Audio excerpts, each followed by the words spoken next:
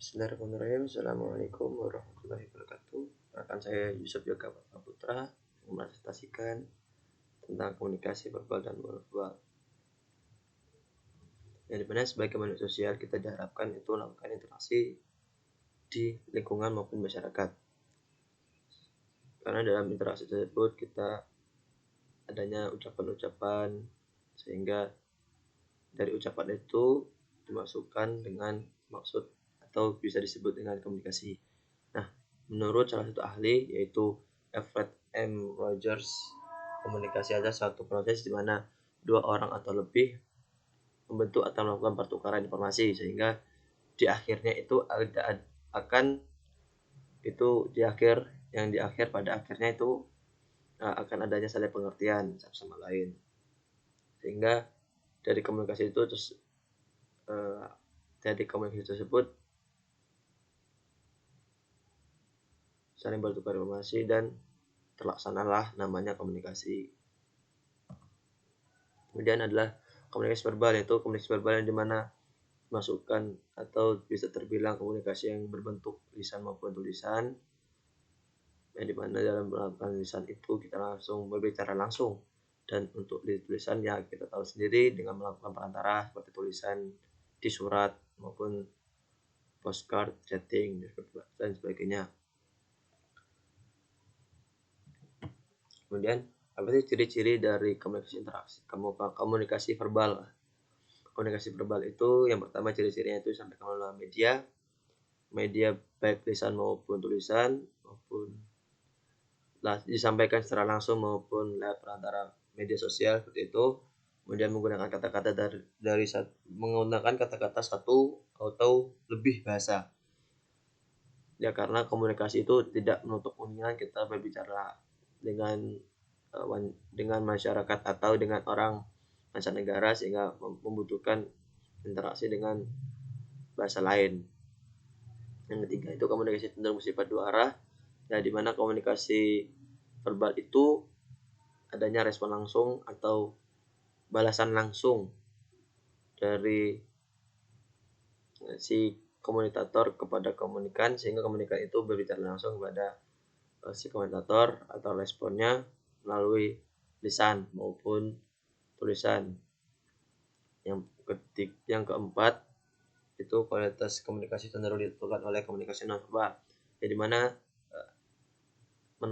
keberhasilan atau penyampaian yang efektif dari sebuah komunikasi itu atau terlaksananya sebuah komunikasi itu tidak hanya melalui komunikasi verbal, tetapi juga komunikasi nonverbal.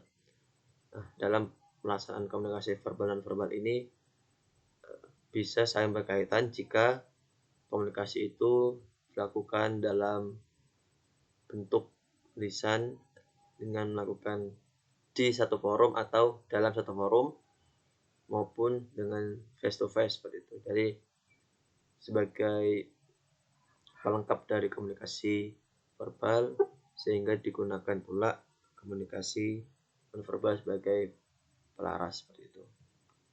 Jenis komunikasi verbal. Komunikasi verbal yang pertama itu berbicara yang dari segi komentator, itu berbicara menulis, sehingga dalam penyampaiannya terlaksana dengan baik maupun tersampaikan dengan baik. Kemudian dari segi pendengar atau si komunikan atau penerima, itu mendengarkan dan membaca.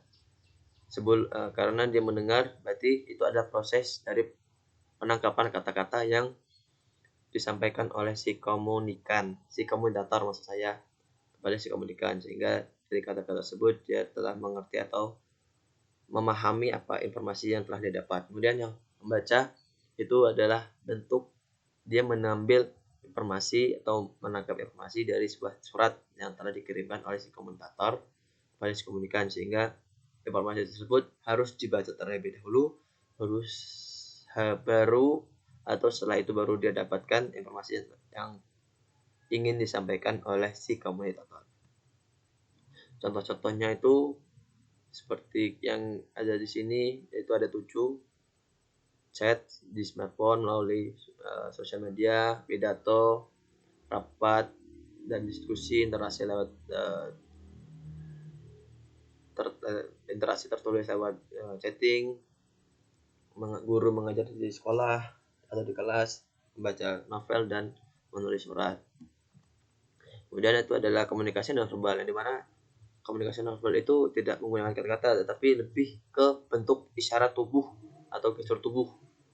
Sehingga dalam pelaksanaan itu maksudnya dari komunikasi non verbal itu lebih sering terjadi di komunikasi secara langsung, face to face, sehingga si lawan bicara dan si pembicara atau si komunikator dan si komunikan itu bertemu, sehingga si komunikator ini mengetahui respon si komunikan ini terhadap informasi yang telah disampaikan kepada si komunikator.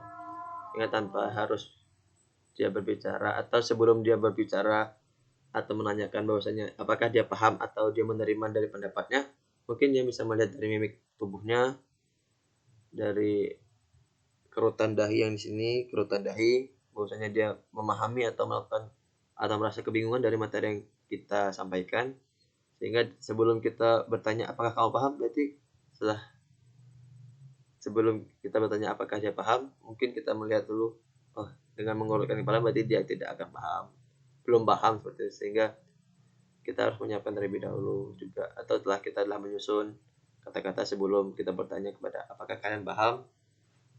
Jadi kita sudah punya jawaban atau menjelaskan lebih lagi penjelasan untuk dengan penggunaan atau pembawaan yang berbeda, sehingga dalam penyampaian informasi tersebut lebih santai dan istilahnya lebih singkat, sehingga tersampaikan dengan jelas.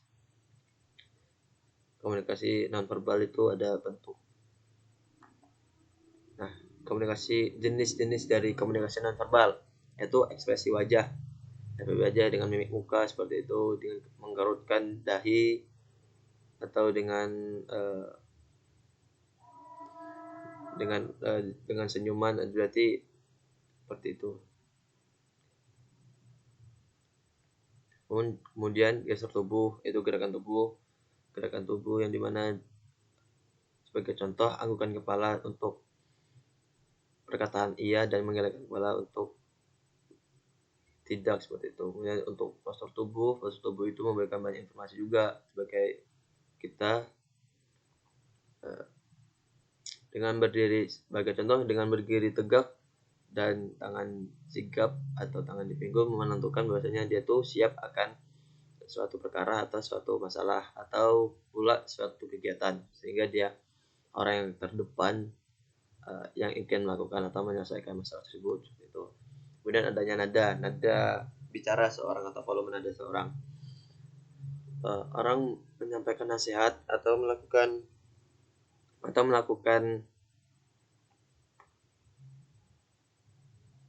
pembicaraan secara santai itu berbeda nadanya, karena dari nada tersebut, karena suatu hal keumumannya, orang nada tinggi berarti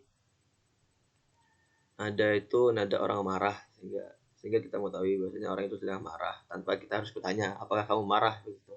Kemudian dari tatapan mata, cara melihat seorang melihat, menatap dan berkedip seperti itu. Kemudian karena dia bertatap atau tatapan mata dia tajam atau istilahnya melotot, istilahnya seperti itu, berarti menunjukkan bahwasanya dia marah. Jadi tidak, kita harus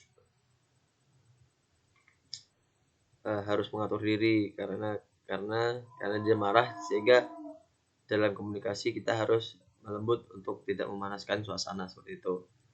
Dari yang keenam itu adalah sentuhan, di mana sentuhan ini dalam menasihati tidak hanya dengan ucapan yang lembut, tetapi dengan elusan-elusan atau sentuhan-sentuhan di bagian-bagian yang menurutnya bisa sebagai penyaluran emosi atau sebagai bentuk kasih sayang. Itu sebagai cara untuk penyampaian nasihat tersebut bisa diterima. Melihat dari penampilan tersebut kita melihat, sebelum kita melakukan interaksi, kita harus melihat dulu, kita bisa melihat posisi atau lawan bicara kita dengan penampilan yang dipakai. Penampilan presiden dan penampilan seorang syekh gitu kan. Kita bisa membedakannya gitu kan. Kemudian tanpa kita harus bertanya apakah dia presiden, apakah dia habaib atau presiden atau habaib atau syekh atau yang segalanya kan, atau ustadz-ustadz yang lain gitu. Kemudian yang 8 itu adalah jarak dan ruang, yang dimana kedekatan seseorang itu akan menentukan topik yang akan dibicarakan, sehingga dalam komunikasi ini bisa adanya atau keleluasaan dalam pembicaraan, sehingga tidak ada namanya kehabisan, misalnya tidak ada kebingungan saat bertanya kepada lawan bicara, sehingga pembicaraan itu lugas, santai, dan komunikasi itu informasi itu disampaikan dengan baik. Kemudian yang objektif itu kita melihat, ini objektif itu sama berkaitan juga dengan penampilan, karena dengan kita melihat secara langsung saja tanpa melihat atau bertanya, kita juga ada mengetahui bahwasanya seragam di perusahaan ini menentukan, atau dengan nickname di seragam seorang karyawan itu berarti menentukan bahwasanya dia tuh karyawan di perusahaan tersebut. Kemudian fungsi komunikasi nonverbal itu sebagai komunikasi objek ya tentu saja, karena kita tanpa kita face to face kita tidak akan mengetahui komunikasi nonverbal ini. Kemudian komunikasi dengan sentuhan, kemudian komunikasi yang memanfaatkan waktu, karena dengan anggukan itu mengefektifkan waktu atau menyingkatkan waktu tanpa si komunicator bertanya kepada komunikan apakah dia paham, atau dengan mengkerutkan dahi sebagai tanda bahwasanya dia kebingungan akan informasi yang disampaikan komunikator, sehingga si komunikator mungkin akan melakukan penjelasan ulang atau menjelaskan ulang dengan bahasa yang mudah dipahami lagi. Kemudian yang keempat itu komunikasi dengan gerak tubuh. Kemudian komunikasi dengan memanfaatkan tempat dan jarak, dan komunikasi dengan isyarat. Jadi bisa dikatakan fungsi komunikasi nonverbal itu adalah komunikasi yang bersifat isyarat, karena dari gerakan tubuh atau gestur tubuh, mimik wajah, dan penampilan, kita sudah mengetahui, atau tanpa harus bertanya juga kita sudah mengetahui bahwasanya komunikasi itu telah terjadi atau respon tersebut sudah dijawab secara tidak langsung atau secara langsung karena gerakan tubuhnya tanpa kita harus bertanya. Mungkin itu penjelasan dari saya. Terima kasih, dan saya minta maaf jika ada salah kata dan penjabaran akan komunikasi verbal dan verbal ini. Sekian, assalamualaikum warahmatullahi wabarakatuh.